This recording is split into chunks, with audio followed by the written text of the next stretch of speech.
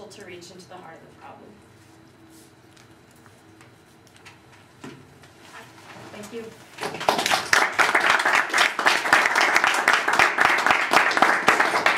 Open up for questions, discussion.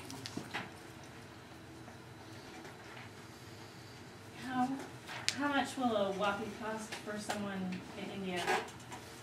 That's a good question. Manufacturing here, we've been working with Solar Urban Society, as Simona said.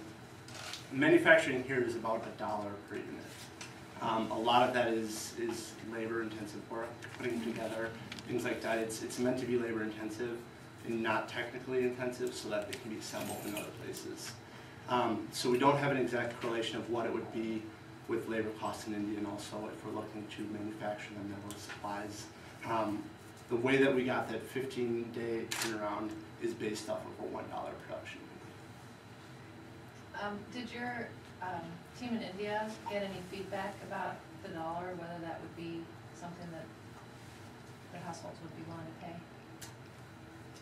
They did get feedback about that, and well, the one family that that the team talked to didn't express a lot of interest and thought the cost would be too high, but I think that along with that presentation of the idea, they didn't explain how much energy is at stake and how much water, things that are being saved will balance.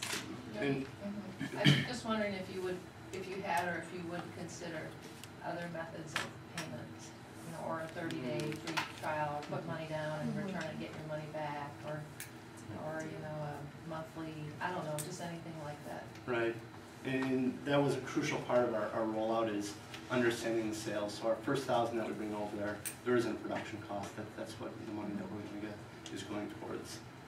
So part of that section is really the education of how to sell it. Can we just go up and have people that are connected with this organization sell them door to door? Is there something like a payment process more appropriate? So that is something that we need to figure out, but it's definitely part of our rollout. So you've got wax that's melting, right? Yep. So is this a single-use product? No, product is reusable. Okay. Until it gets broken, eaten by a dog, etc. How likely is it that those things would happen? Not very. If they're well respected, they should manage to last for hundreds of uses. They're pretty solid. We've gotten a chance to tinker around with it. I mean, they're acrylic tubes. They're sealed pretty well. How they're actually sealed is actually being developed as well, whether it's heat pinched or just smashed together. But they're made to be robust. They're in use in other countries as well. Solar Urban Society distributes them fairly widespread in Central America. They've got an organization in Nicaragua that they're working with that's spraying them off for them as well. So they're in use, they're being used, and it's a product that's been through several phases of development for things like if it's going to break, can we reuse it, things like that. Have they been used in slums in those countries? They're in poor areas.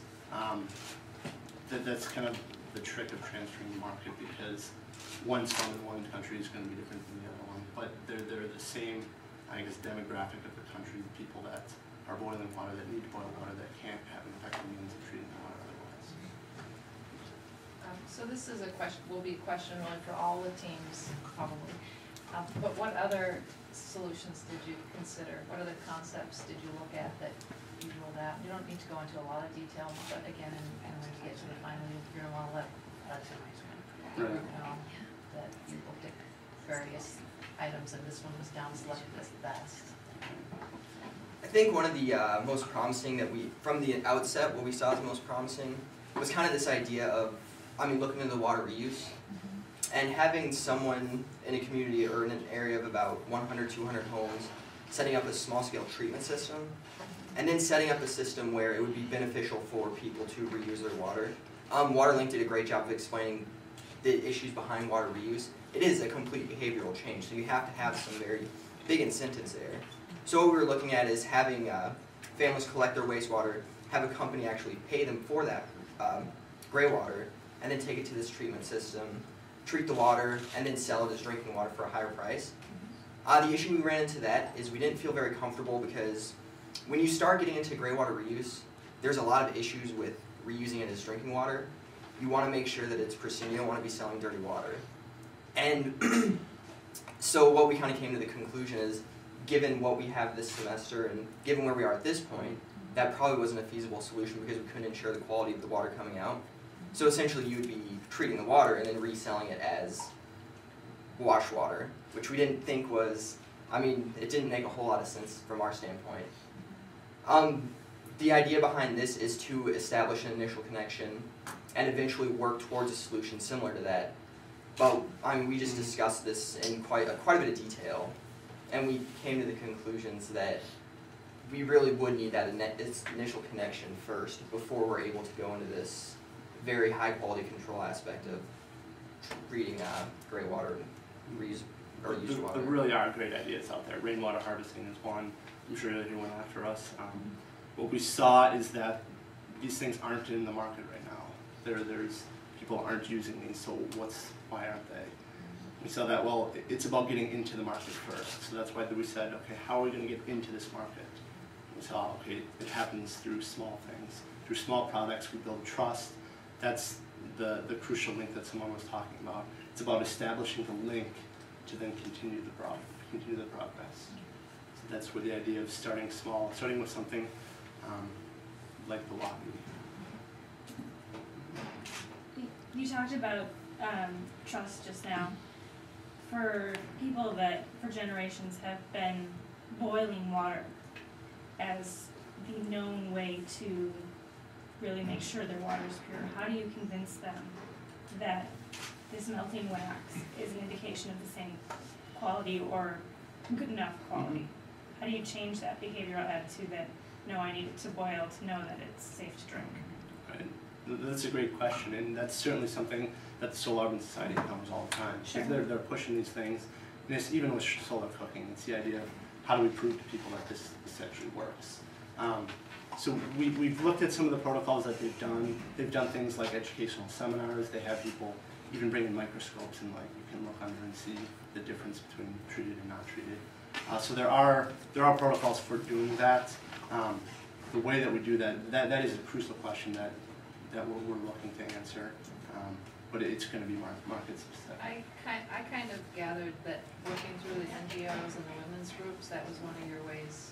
Right, I exactly. mean, I hadn't thought of the questions per se, but you easy way to establish trust is to work with people they already trust. Right, right. Whether it's an NGO or local people in the community selling the product or something else. So, I mean, again, that's something we need more field research on. Yeah, exactly. Because I mean, a lot of groups are introducing. When we saw these, they're taking resources and introducing it.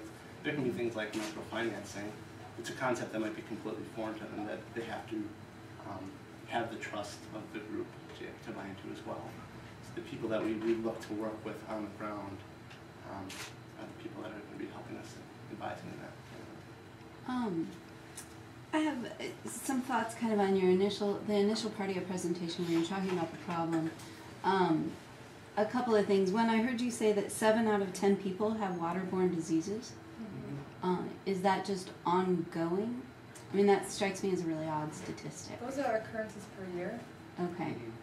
So there was a lot of statistics that came out, and in a sense that's good because it gives you a scope of the problem. But in comparison with what's on the screen, which is just photography, it was very difficult to kind of wrap my head around quickly what problem you were focusing on. And it was only as you started getting into the product that I realized you were focusing on contamination. And so I think if you want to kind of give that large scope of the problem, then you want to be very clear in the presentation on your slides, more than just visual pictures, what part of the problem you're really focusing on. Because that took me a little bit of time to catch up. Which gets back to the whole data-driven decisions, which is what everyone, even marketers, well, use. Good advice. So I have a question. Great job with the presentation.